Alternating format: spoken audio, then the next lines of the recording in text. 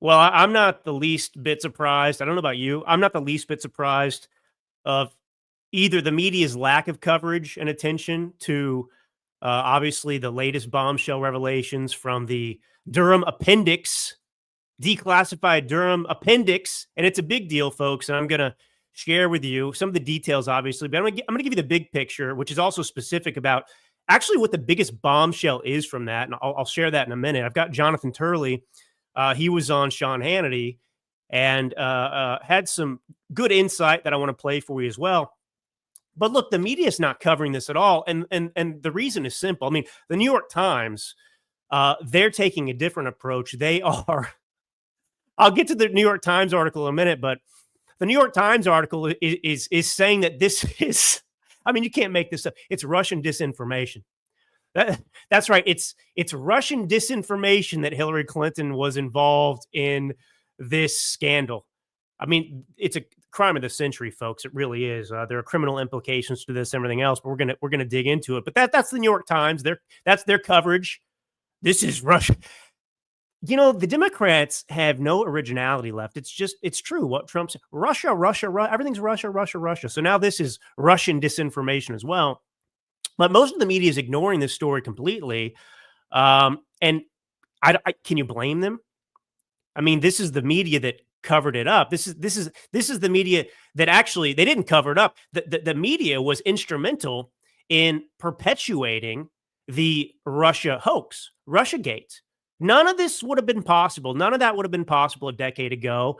And in the years that followed, Mueller investigation and so on and so on, none of that would have been possible without the willful participation of the media. I've got some other stories I'll get into. You know, nobody's talking about the EPA, but Donald Trump and his EPA. I mean, this is one of the biggest achievements that he is currently engaged in, this war against the climate changers, which is a war for freedom, because the climate change cult, that whole movement, is about reducing you to slaves. It's about control. It's always been a hoax. And his EPA is just undoing all of it. All of it. I mean, the amount of freedom that we will experience and regain as a result of him combating this climate change stuff, greenhouse emissions, and so on and so forth is huge. So we're going to get into that as well, and gerrymandering too. But let's stick with Russiagate, which I think the episode today, had to title it beforehand since we're going live, is, it's the crime of the century.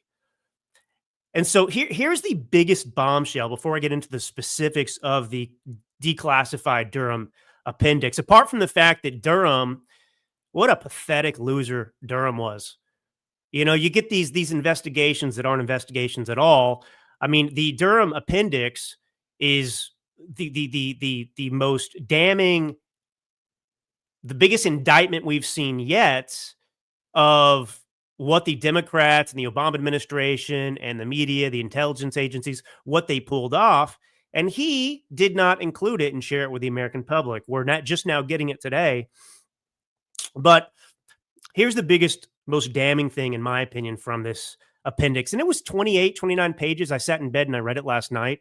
It was, I mean, I don't know. Maybe I'm a nerd. This is kind of my specialty. I'm currently working with my publisher to about getting a book on the Russia hoax and some new angles, because there's already books out there written by Bongino and some others about it. But I am an expert on this particular topic because of my years of study. And let me just say this: firstly, the same government. What was the central piece of the Russia hoax? What was the thing that was instrumental in perpetuating it and getting the FBI to open the investigation into the Trump campaign and so on and so forth? It was the Christopher Steele dossier that was paid for, opposition research paid for by the Clinton campaign. They funneled the money through Perkins Coie, where Mark Elias worked at the time, who will come up later when we talk about gerrymandering. But the Steele dossier was presented to the FBI as, evidence of Trump-Russia collusion. Now, the Steele dossier, we know that was the first memo. It was a series of memos, 17 in total, I think, that started into June, I think it was, and then, went up closer to the election. And that's what became the Steele dossier. But at the time, these were just memos that were being fed to the FBI. and Steele was using his connections to do that, and so on and so forth. But the very first memo he wrote alleged that Donald Trump, did the pee-pee tape. I mean, that was one of the stupidest allegations ever. Nobody would ever believe that Donald Trump would, pee on a bunch of hookers. I mean, it defies reason. It was absurd. But that was in the first memo. So this is the kind of salacious stuff that the FBI. Now, when I say uncorroborated, do you understand what that means? So if it's uncorroborated, it means that the FBI didn't check with any of his sources. They didn't check to see if any of it was true. They just took his allegations, Steele's made up allegations like the pee-pee tape, and they just assumed it was true for the purposes of their partisan witch hunt and perpetuating the hoax. So what I'm getting at is, in this appendix, what we learned was that the Obama administration, the FBI, the CIA, the same people that used the uncorroborated Steele dossier to justify opening up an investigation into Trump and eventually to spy on Carter Page, who was working for the Trump campaign.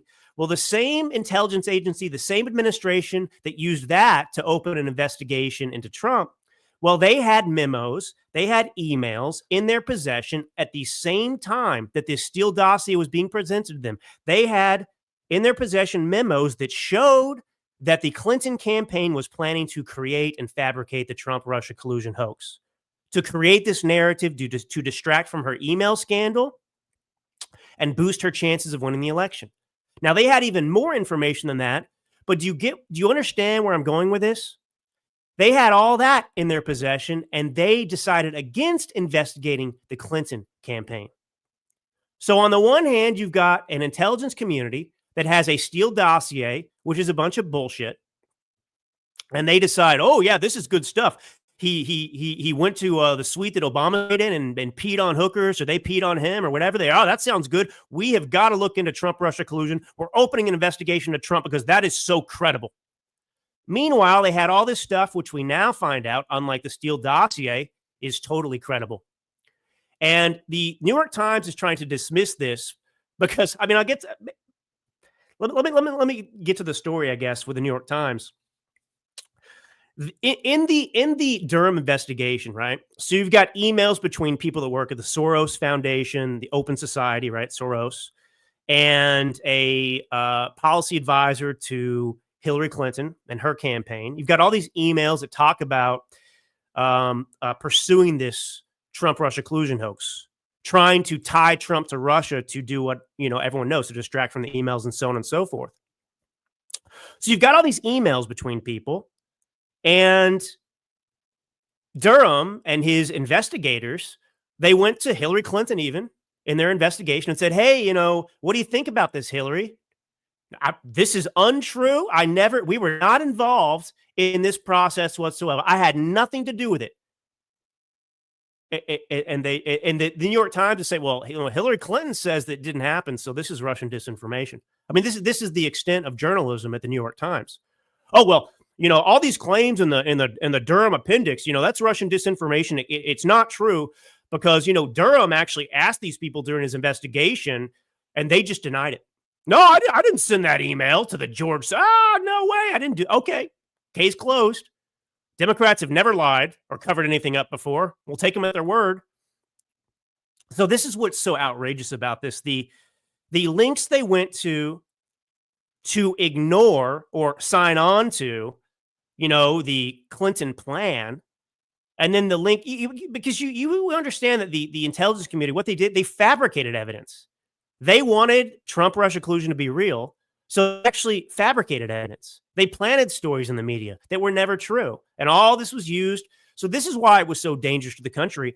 And the premise of my book I'm working on, it is that this was an inflection point in American history. Now, since 2016 and Russiagate, I think you could argue that even worse things have happened, right? With 2020, you had the 51 former intelligence agents who went on the record, signed their names on a piece of paper, lying that the Hunter Biden laptop was Russian disinformation.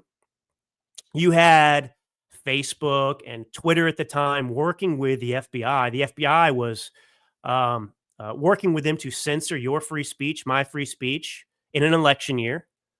And of course, the 51 intelligence agents that said the Hunter Biden laptop was Russian disinfo, that happened right before the election.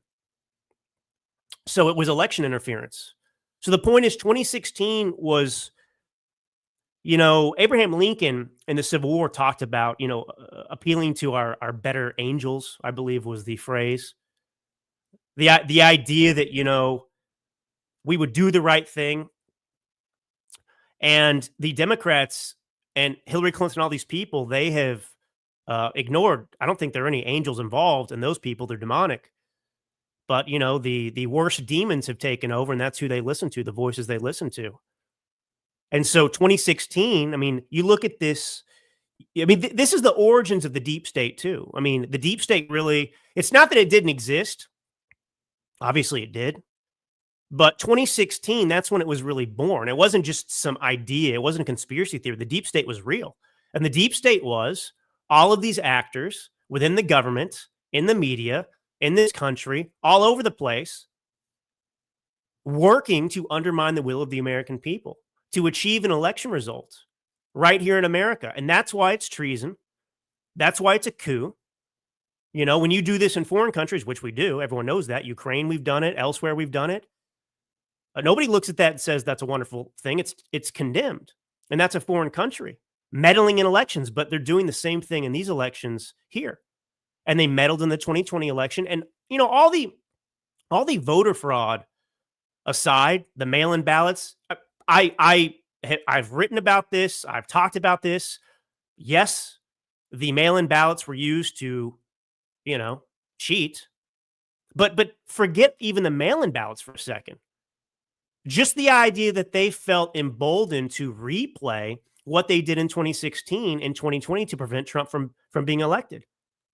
I mean, the same intel community that pushed the Russia hoax, was used to deny damaging information, dismiss damaging information about Hunter Biden and Joe Biden, their involvement with the Chinese, the pay for play, all of that. They did that and they censored us. And then you fast forward to, even before the 2024 election itself, what happened? Do you see the escalation that took place after 2016, after Trump-Russia collusion? And I think a lot of this escalation, by the way, it is a continued effort to cover up what they got away with in the Obama years and 2016, because you can find corruption in administrations throughout U.S. history, but not to the extent that we saw under Obama. Obama's involved in this. 2016 happened. And then you get to like 2022, you've got the raid of Mar-a-Lago. And think about 2016. That was one hoax. It was dangerous, but it was Trump-Russia collusion. Donald Trump is working with Vladimir Putin. The campaign is working with him to steal the election from Hillary Clinton. Okay, whatever. And then you go to 2024 and you've got unprecedented lawfare on a scale we had not seen before. I mean, it was Trump. It was, Trump-Russia collusion 2.0. It was on steroids, right? All of the lawsuits. Because, 2016, just to put this in context for you, and I hope this is interesting for you. There's a lot I want to get into. It's so complicated and there's so much to it. It's not possible to address all of it. So that's why I'm doing kind of the Trump weave here. As it enters my mind, the important information I want to make sure I speak about. But, 2016, I talked about this on the last episode, and I encourage you to go and listen to it because I really addressed Trump-Russia collusion before Trump won the election and what that was about and the timeline. But Trump-Russia collusion was an attempt by the intelligence community and the Obama administration, Obama himself, the Clinton campaign, Hillary Clinton, all of them to sway the election in favor of Hillary Clinton. That's what's so ironic about all of this. The Democrats were comparing this to Watergate, saying it was worse than Watergate. They were the very thing they accused Trump of doing, right? Colluding with Putin to sway the election in his favor. That's actually what they were doing with the Trump-Russia collusion hoax. They were using that hoax to paint Donald Trump in a bad light and sway the election in her favor. And ultimately, she didn't win. But the Trump-Russia collusion hoax was an effort to prevent Trump from winning. It was a desperate effort to ensure that Hillary Clinton won the election. You fast forward to the most recent election with the raid of Mar-a-Lago, as I said, and all the other lawsuits and everything else that was going on. That was worse because it was not about preventing Trump from winning. That was about preventing Trump from even running in the first place. They didn't want Donald Trump to even be able to run for office, to be president again. They wanted to put him in prison. That's what they wanted. And that's why it's so imperative that people go to prison for this. Now, the reality of who will and who won't, I'm not going to speculate. I'm not here to be a negative Nancy. I am cautiously optimistic that there will be, uh, accountability. But I do want to say that the reason that it's so important that these people go to prison is because if it doesn't happen, the enemy will continue to be emboldened, because that's what we've seen in the last 10 years. We have, this country, the partisan divide. I mean, it's no coincidence, I don't think. And this isn't a sob story. I bring it up a lot because it was a defining moment in my own youngish life. If 38 is young, depending on who you are out there. But, I lost all my friends in 2020 because all my friends were Democrats, because I had grown up with Democrats and worked in Hollywood with Democrats and worked in fashion. I lived in Italy. I was just always around Democrats. So that's who my friends were, even though I was not a Democrat. And I never kept it a secret that I wasn't conservative. I've been a conservative my entire life. And so these friends knew, and I didn't change. But then 2020 happened, and all of them, some of them cursed me out. Some of them called me on the phone and basically told me, we can't be friends anymore. I mean, it was pretty extreme. And the reason they couldn't be friends with me was because, one, my opinion on COVID. I knew it was you know, I was against the lockdowns. I was against against the vaccines. I was against all of it. I was against the mask wear early on, And so I was responsible, they believe, for the deaths of people who died from COVID. And then I was, voting for Trump in 2020. And so they all either cursed me out or just quit talking to me, deleted me from, Instagram or these various social sites where they'd follow me. And it was the end. And so, something happened between 2016 and 2020 that created that. And it is the Trump-Russia collusion hoax. It's the frenzy that the media and Democrat Party whipped the country into. And you can really, divide this country into kind of pre-2016 and post-2016. And my point is, we're still suffering from it. The damage has been enormous. In my opinion, the most dangerous thing, because look, we're not in the clear. We're not in the clear from what happened in 2016. We're still not. But this nation exists because of the consent of the governed, right? Do you know that phrase, the consent of the governed? What it means effectively is this government and the freedom that we have and the peace that we enjoy, right? The tranquility we experience is only because that you and I, the American citizen, agrees to live under this government. That's consent of the governed. And so we agree, we tolerate this necessary evil that's a government. We pay our taxes. We obey the law. We don't topple our government because we have entered into a mental agreement to accept this. And that was eroded in 2016 on both sides, because the Democrats said that Trump was illegitimate. They still believe that he colluded with, Putin to steal the election from Hillary Clinton. We know what the Democrats actually did in the last 3 elections. And so we're really teetering in a dangerous place, because at any moment, the American people could decide, hey, I'm not into the government anymore. And people are there. I get it. We're suspicious. We don't like the government. That's fine. We should be that way. But, it's a dangerous, slippery slope when you start to contemplate other solutions. And that's what has happened in this country. And that's the danger of all this.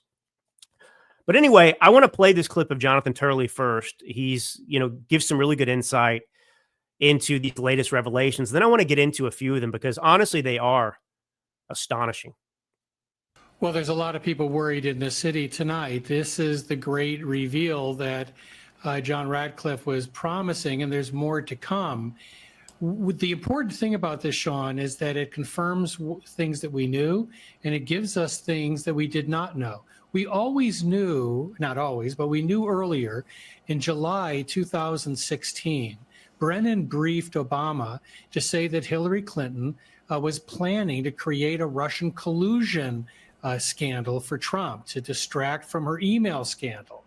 He briefed the president on that, and then months later, he played a critical role in overruling CIA analysts and including the Steele dossier. We also know that the Clinton campaign lied to the media, denied they had funded the Steele dossier, and indeed hid that funding as legal expenses by Mark Elias, the general counsel at that time of the Clinton campaign.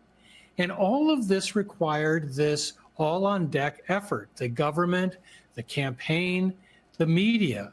That's why when you see the reaction of the media today, it's clear that no matter what is produced, you can show a dozen heads in a duffel bag, and they're still not impressed. And the reason is that for most of the media, this is not coverage. It would be a confession.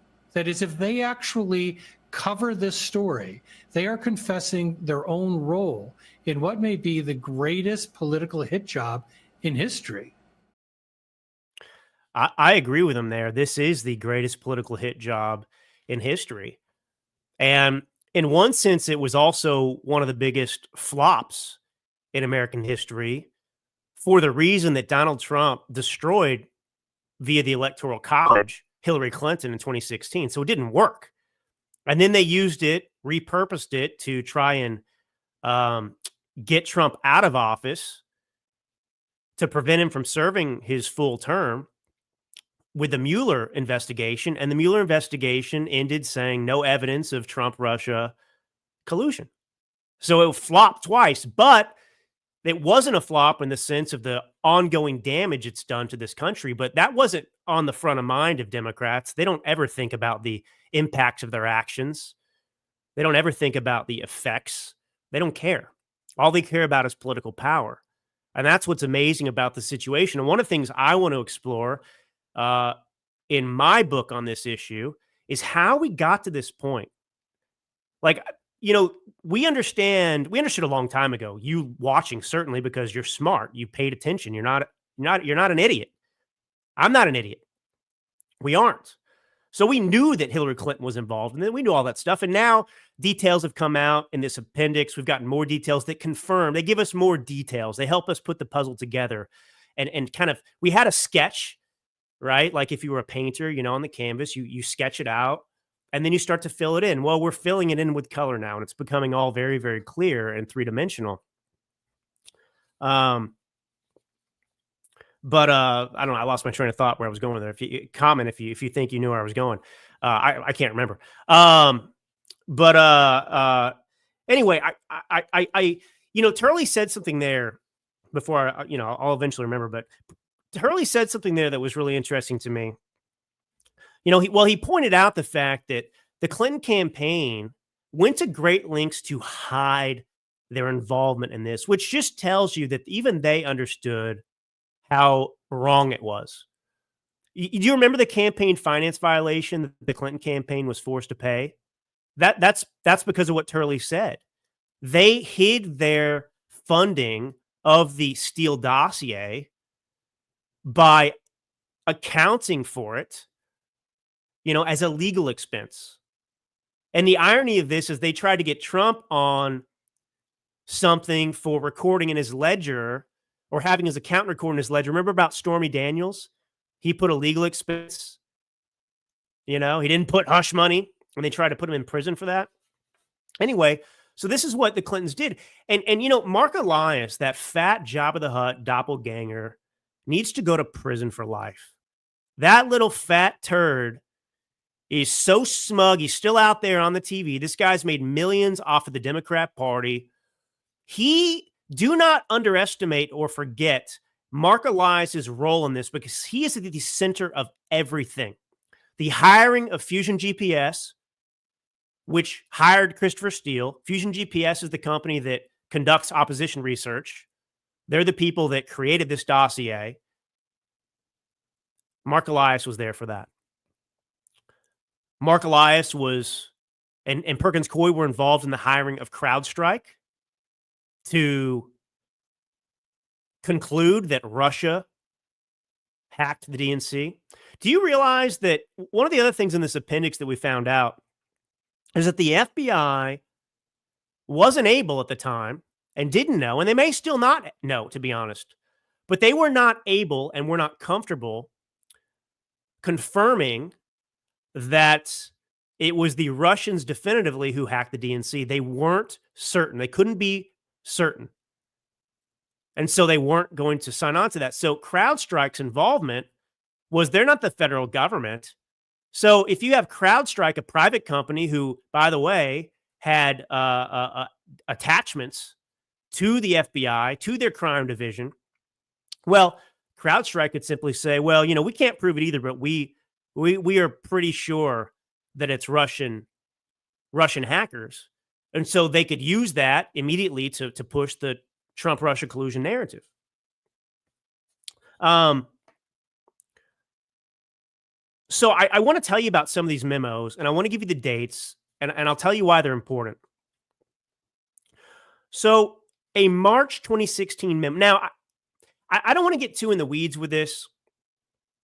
Some of this information that the Obama administration had in 2016 was apparently intercepted by foreign actors who they believe to be the Russians. But the Democrat talking point is, anything that had to do with the Russians, it's Trump-Russia collusion, so you can't trust it, and so on and so forth. What's interesting about this memo, even if some of the information did end up coming from Russians who had hacked into George Soros's Open Foundation to get those emails that I was talking about before between the Clinton campaign and the Soros people, well, those emails corroborate things that we already knew. And that's why I say this appendix is damning, because it doesn't refute or contradict things that we already knew. It confirms them. It paints in the picture where we already had the sketch. So it's not the Russians made this up. It's that the Russians, in the cases where they were able to provide this information, however the FBI and CIA obtained it, it's true. But anyway, this March 2016 memo, right? The memo stated in part the Democratic Party's opposition is focused on discrediting Trump. Among other things, the Clinton staff, with support from special services, is preparing scandalous revelations of business relations between Trump and the Russian mafia. Now, I want to point something out here that's important. Fusion GPS, the firm that was responsible for creating the Steele dossier and doing this, they were instrumental in the Trump-Russia collusion hoax. They had been working for a Republican client before who was doing opposition research on everyone. And according to their testimony, closed-door testimony, that would be CrowdStrike's, they stumbled across these connections, nefarious connections to gangsters in Russia between Trump. Now, Trump builds buildings, skyscrapers, properties all around the world. So it's not surprising that if you're doing construction projects in certain places, there may be some, questionable figures involved. Okay, that's not shocking. Whether you do it in China, wherever you do it, anyway. So anyway, Fusion GPS already had this information about gangsters. Now, what's interesting is this memo was saying the Democrat Party, they're already talking about this Russian mafia, which echoes things from the testimony of Fusion GPS. Why does this matter? Well, it corroborates something because Perkins Coie via Mark Elias hired Fusion GPS in April. And I have no reason to not believe this. Apparently, it was Fusion GPS that approached the Clinton campaign and said, hey, pay us. We've already started digging up dirt on Trump. Pay us, and we will continue going. All right, and that's how their relationship was secured. But the point is, this memo isn't Russian disinfo. It aligns with exactly what we already know. Fusion GPS was doing research on Trump. They were interested in these connections to, between Trump and, Russian mafia figures in the past, right? Buildings and whatever else over there. And this is, so anyway, it clarifies. So this is evidence. What I'm saying is this is evidence that appendix is not Russian disinformation as the New York Times wants you to believe. It can be, it's convincing and it's credible, unlike the Steele dossier. Now, according to the Durham annex, actually, let me see here. Okay, this is what I want to get into. So you've got these emails from this appendix between Leonard Bernardo. So now we've got Soros in the picture, right? Of course Soros is involved. Why would Soros not be involved in destroying our country and associated with the Clinton campaign? Which is why they defend him all the time, right? Anyway, so there are emails between Leonard Bernardo and Jeffrey Goldstein. They both are high-level executives at Open Society. And they held talks with Debbie Wasserman Schultz, who at the time was still the head of the chairwoman of the Democratic National Committee, right? The DNC. So they have emails in early 2016. I believe this is January 2016. Wasserman Schultz is talking to the Soros folks about how there's an issue amongst Democrats because the people that donated to the Clinton Foundation, the donors, well, they were getting preferential access to Hillary, pay for play, right? The Clinton Family Crime Foundation. Wow. So this was an issue. So this was part of the growing corruption scandal around Hillary, these things too. Well, she talked to him early on about needing to distract from this growing scandal around Clinton's possible corruption when she was Secretary of State. And they admit that she deleted a bunch of relevant data from mail servers that would protect her. This is so insane. All of this incriminating evidence. And I know it's probably frustrating to you. It's frustrating to me. You may say, Drew, we already knew this. Yes, we did. We did know it intuitively and everything else. But now we have more evidence that, if you're building a case to prosecute somebody, you've got to connect the dots. You've got to find specifics. And what we're finding now are more specifics. And it's more damning, too, because we know that Durham here was covering for the Clinton, campaign, it seems, as well. So according to another memo from March 2016, get this. President Barack Obama didn't want the controversy, that'd be the Hillary Clinton email scandal, to darken the final days of his presidency, and he apparently tried to pressure his Attorney General, Loretta Lynch. Loretta Lynch, the same one that met with Bill Clinton on the tarmac in Phoenix, right before James Comey announced that they were exonerating her in the email scandal. Barack Obama was trying to pressure his Attorney General, Loretta Lynch, to meddle in FBI Director James Comey's investigation of the Clinton emails. Barack Obama sanctioned the use of all administrative levers to remove possibly negative effects from the FBI investigation of cases related to. So you understand what's happening here, the big fix. Clinton's in trouble. So the intelligence community is weaponized to help her. So the FBI chooses to exonerate her. Obama orders people to exonerate her. Meanwhile, they cook up this other scandal that wasn't real, wasn't true, to try and destroy Donald Trump. And what's just remarkable is that it involves all of these different people. And I remembered what I was going to say like 10 minutes ago. It was related to the book and what I was interested in. It's how we got to this moment in history. How did we allow so many crooked people? How could there be so many crooked people in the media and the intelligence community in the White House, the Clinton camp, all these people, that they would do this to the country. That's what's of interest to me, is the personalities behind this, the Comeys. Like, is there some kind of explanation out there, that would help us understand a commonality between these people? And now most of these people are Democrats too, by the way. And I think that says a lot about the country. I think that says a lot about the Democrat ideology.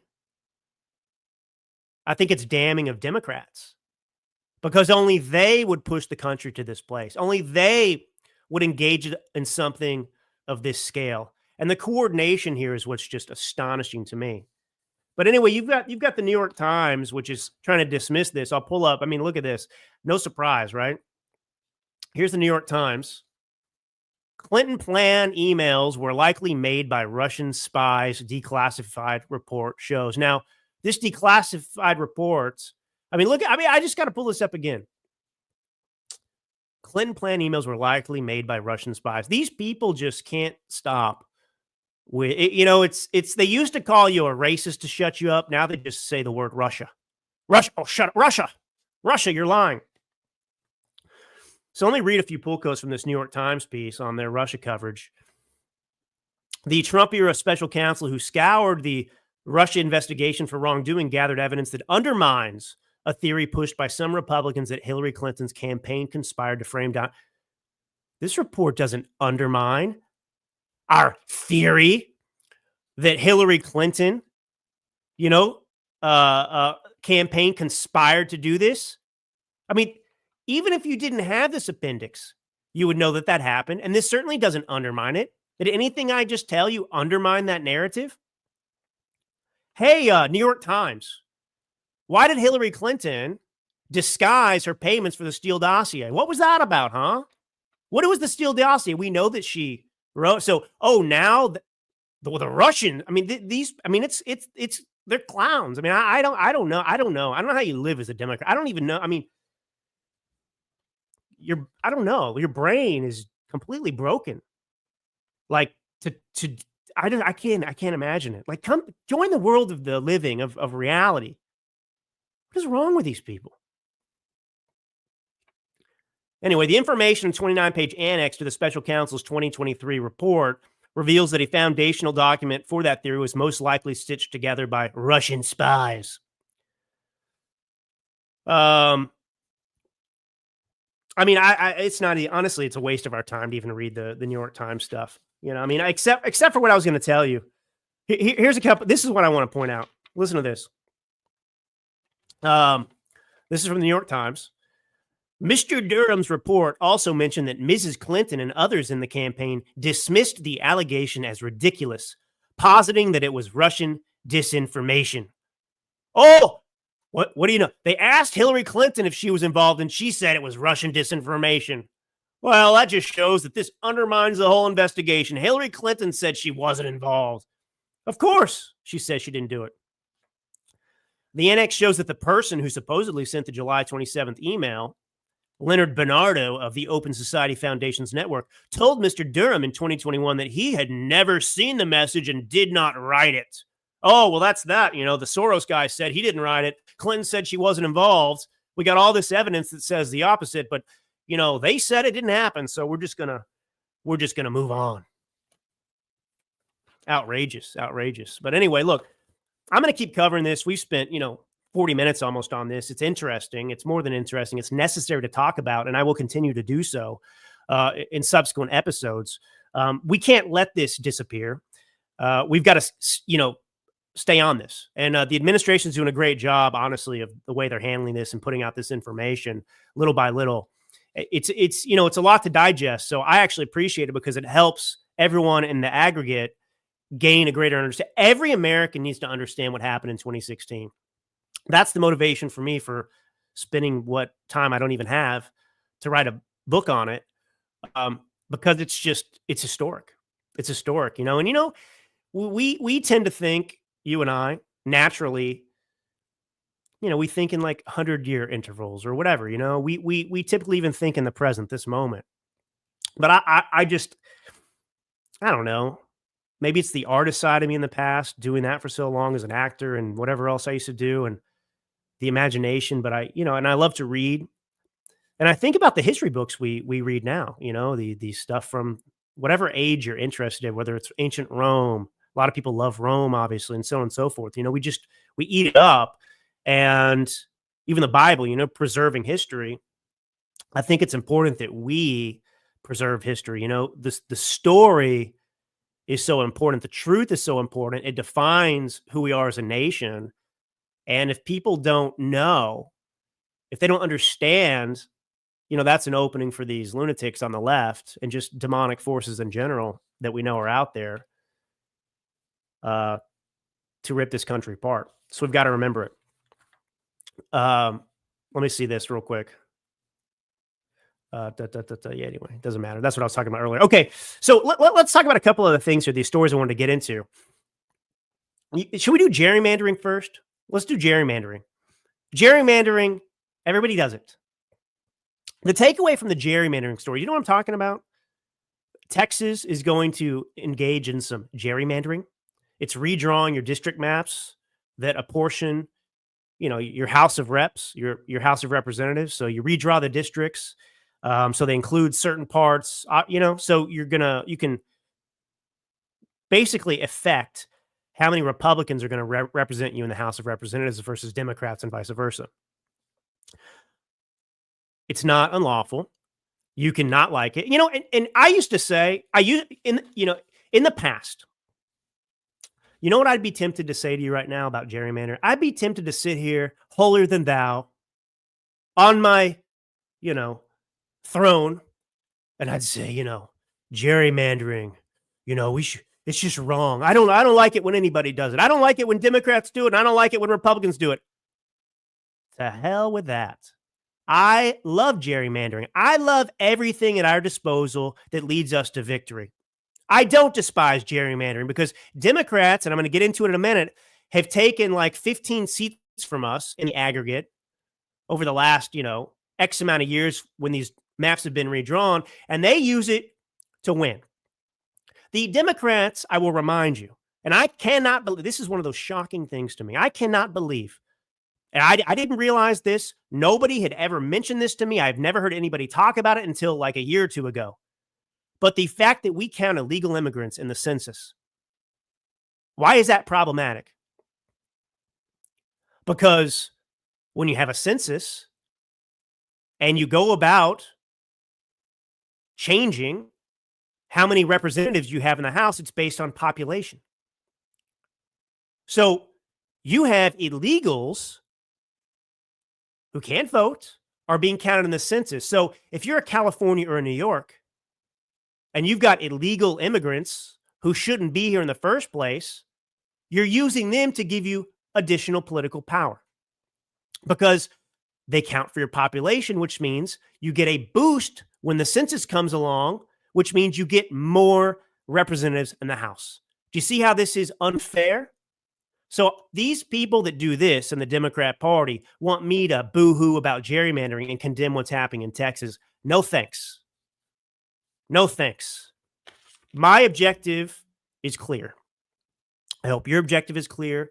It ties into what we're talking about with what they did in 2016, what they did in 2020, what they tried to do in 2024.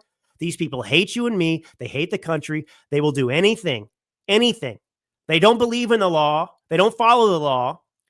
But they want you to apologize for doing something legal that they love to no, I'm not doing it anymore. You see, this is the new mentality. This is the Trump mentality. It is a victory-centered, focused mentality. It's not the, I'm sorry, not the Romney, not the McCain. Can I tell one story anecdotally about McCain real quick that just describes where we are now and where we were then and why we kept losing to Democrats twice to Obama? He wasn't that popular. I hope you realize that. Obama was not. Especially the second time around in 2012. He was very beatable, but he was also beatable the first time. And one of the reasons we lost, one of several reasons, but the primary reason is that John McCain didn't have what it took. And what I mean by that is the October surprise, right? You have a presidential election. You put out your worst stuff on the candidates in October to affect the election results. Well, the big story out in October, when McCain was running against Obama, was the revelation that Barack Obama was a certified Marxist. It was his radical ties in Chicago to Bernadette Dorn and Bill Ayers, actual domestic terrorists. Bill Ayers, founder of the Weather Underground, which actually blew up and set bombs off on federal properties. This was Obama's buddy. This is the guy who gave Obama a fundraiser to start his political ambitions in the state of Illinois. Pretty damning stuff, don't you think, that you are friends with a terrorist?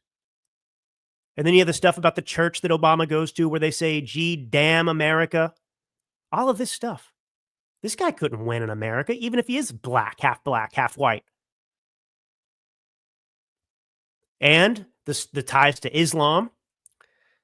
And McCain, they were running these ads about Obama's radical roots, and they were working.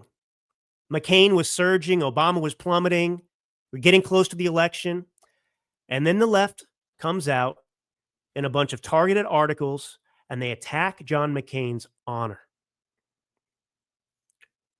Nothing was more important to John McCain than his honor.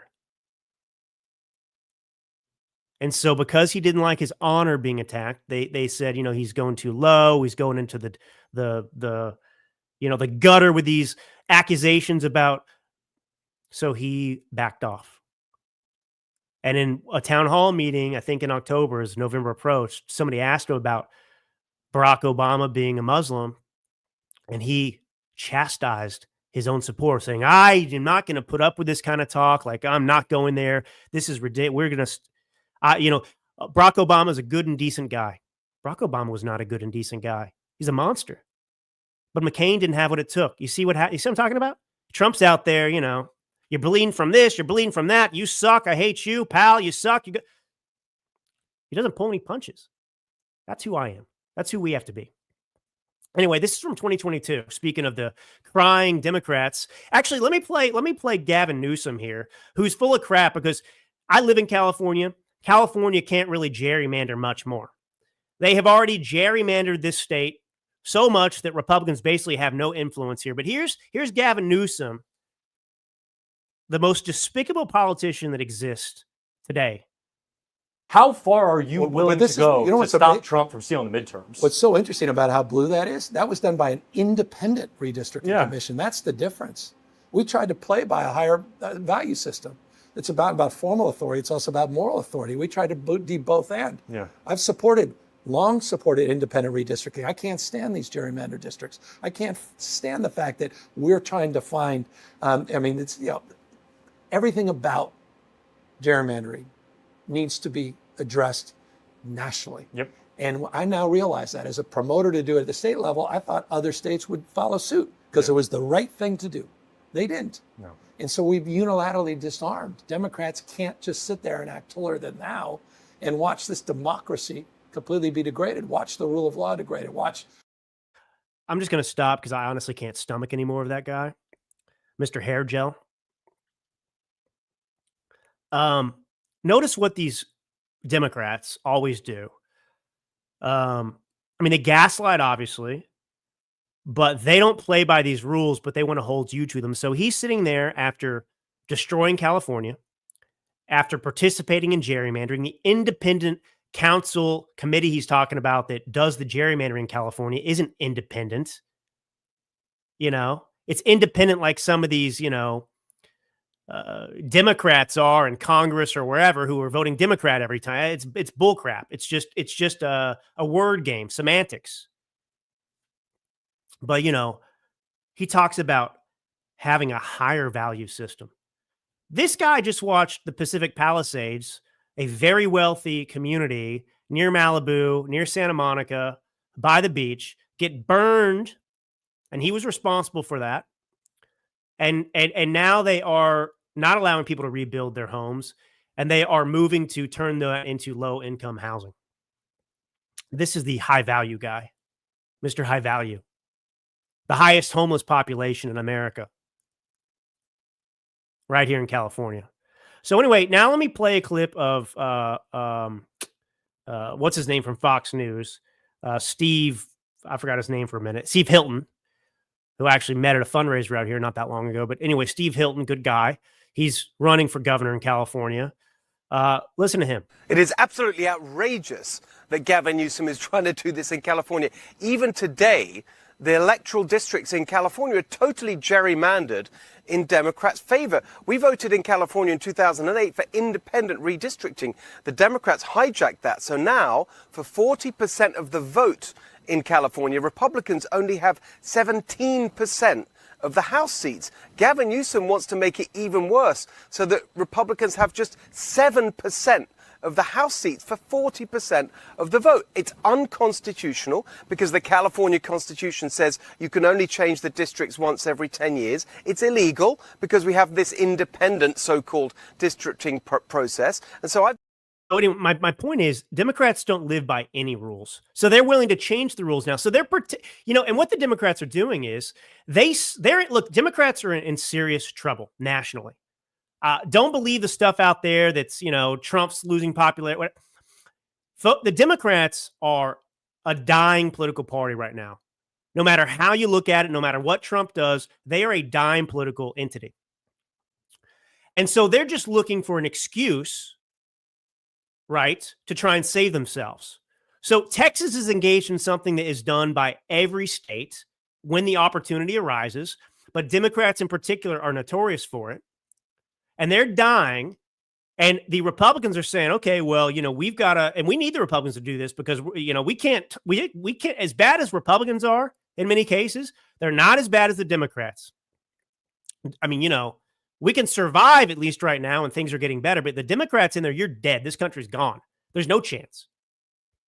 And so there they are acting like, we would never do this. So we are, the Republicans are forcing us to break the law and do these things. That's what he's saying. But they've been doing this. Anyway, this is from 2022. The headline is Democratic election lawyer Mark Elias has long decried the evils of gerrymandering. Now he's getting rich off it. Democratic and progressive groups have paid Elias's firm more than $1 million in the most recent quarter, according to Federal Election Commission records released this week. One of Elias's biggest clients, the Democratic Congressional Campaign Committee, is leading efforts to redraw congressional districts in New York and Maryland. And I would remind you, the gerrymandering that took place in New York was so atrocious and so unfair that it was actually rejected in court. The map was rejected. It was so bad in New York. Anyway, the effort opens both parties up to allegations of hypocrisy. George Soros, you won't be surprised, he's behind a lot of funding for this gerrymandering as well. Elias, whom liberals tout as a champion of election integrity, has a history of defending questionable political tactics. In Nevada, Elias Law Group defended an ad from an advocacy group aligned with Schumer's Senate Majority PAC that wildly inflated Senator Catherine Cortez Masto's accomplishments. I mean, this is my point. You are dealing with the devil in every case when you're talking about Democrats. So if you are going to play by the rules they want to hold you to, this is a Saul Alinsky tactic. They're not going to hold themselves to the same standards, but they want to hold you to the standards while they go and break it every time. You cannot win a war. You cannot win a battle with that mentality. You have to meet them where they are. And so that's what we have to do. Now, there are certain things that I'm not willing to do that would destroy the country and the fabric of this nation, but gerrymandering is not one of them. And we have a very slim majority in the House. We've had people retire. We have some issues there. We need to maintain control. And so Texas needs to do this, and they have my full-throated support. It's what they have to do. All right. I don't think I'm going to have time to get into everything I wanted to today, to be honest, but I just want to touch on something that needs to be talked about. I'm not going to shy away from topics that are maybe not good for the Trump administration or that are negative. We've got job numbers that have been revised way down. I don't know if you've seen it. I don't have the article. It's pretty big. You're talking about going, this isn't right. You look it up right now. You can post in the comments if you see it, but I don't know, over the last 2 months, the last 3 job reports, they've been revised down massively. 100,000 jobs, the Bureau of Labor Statistics said we created. Now it's 17,000. It's that big. And I'm not going to be a hypocrite here, because I remember when I was a very, very vocal critic when we found out, I think it was 2022, in quarter 2, the Biden administration posted, the Bureau of Labor Statistics told us that a little over, like 1,010,000 jobs were created. And then in December, it was the Philadelphia Fed or the San Francisco Fed, I forget which one. They looked at the numbers and said, actually, only 10,000 jobs were created. So the Biden administration, via the Bureau of Labor Statistics, inflated jobs by 1 million. And I don't like the way the surveys are done. I don't like the way this is conducted. I think that it's worthless, because typically these reports, job number reports, get revised down. They always use incomplete data, but they put it out there anyway, and then they just revise it down. So what's the point and purpose of doing that? Obviously, it gets politicized. If you get big numbers, you say, look at me, I'm creating jobs. But more people need to understand, and I will help you understand, and we'll talk about this more in the future, about these numbers and what they mean. Now, I think the simplest explanation for this, revision downward, one of them is government jobs. Think about this. 22% of the jobs created by the end of 2024 under Biden were government jobs. 22% of those numbers. Now, listen to this statistic. 88% of the jobs created by Biden during his whole term, 88% were filled by foreign-born workers. Now, what's a foreign-born worker? Now, this is intentionally confusing, because a foreign-born worker, yes, can include a naturalized citizen. It includes illegals. It includes green card holders. It includes the gamut. But we can be pretty certain that a lot of those people filling those jobs were illegals. Now, you're not going to be able to prove it or know it, because they combine them as foreign-born. But what is Trump doing? He's deporting people. Illegals now are actually scared of being found out. And he's shut down the border. There's no illegal immigration happening anymore. So if you're looking at statistics in the past that were based on illegals and foreign-born workers and other factors too, that's a big contributor in my mind. You're not going to see it. I mean, he's eliminating government jobs and he's getting rid of illegals. So the Biden numbers were based on illegals and government jobs. So now we have no government jobs. We're cutting the government jobs and we're shutting down the border. So obviously you're going to have lower hiring rates, I guess, if you will, based on this data. So that's the easiest explanation to me. But here's the place we need to go with this too. I'm sorry I start talking fast when I look at the clock and I'm like, ooh, I got to hurry. I got to get out of here. Fed Chair Powell, look, I am absolutely certain at this point to make the statement. I'm confident to make the statement that he is intentionally trying to hurt Trump. Powell lowered interest rates under Biden, and you do it in these half-point percentage point increments. They're little bullets. You only have X amount of them that you can inject into the economy. Now, here's the deal. The Fed cuts these rates to boost the economy. So they would do it right now based on past and what we know that they've said about the rationale for doing this. They should be doing it based on these job numbers and where inflation is at right now. They should be lowering the interest rate because it injects this economy with a boost, with fuel. And he's not doing it. He's still blaming it on tariffs, which have not had an impact. They've been talking about this impact from tariffs, and none of it's manifested itself. So at this point, it's safe to say it's not happening. They've been wrong. And he's still using that as an excuse not to lower interest rates. So everything's unaffordable. It's hard for businesses to borrow money. It's hard for people to get a mortgage and buy a home. So the whole country's suffering because of this interest rate. And Powell, I think, is happy to do it because he's doing what part he can to say, F you, Trump. And everyone says, Trump's being political. The Fed job, they're not political. You got it backwards. The Fed is absolutely political. Powell is the one who's political. That's the problem. Powell's not the good guy in this. All right. So anyway, I didn't have time to get to the Trump undoing decades of progress from the climate cult. I'll do it next time. But needless to say, the Obama administration under the EPA designated carbon dioxide as a pollutant. Now, obviously, that opens up, we can go down the rabbit hole. You breathe, exhale carbon dioxide, so you are a pollutant. So if carbon dioxide is a pollutant, that opens up the door for controlling you, because your carbon dioxide is no different than any other carbon dioxide produced. Well, the EPA and Trump are announcing they're doing away with that study. They are actually rescinding that statement, and they're no longer going to designate carbon dioxide as a pollutant. And this is huge. It's going to have wide-scale ramifications, and it's going to undo decades of progress by the regressive left-wing climate cult. But anyway, this is Drew Allen. Thanks for joining me today. I'll be with you as soon as I can next week. God bless you all, truly. And until next time.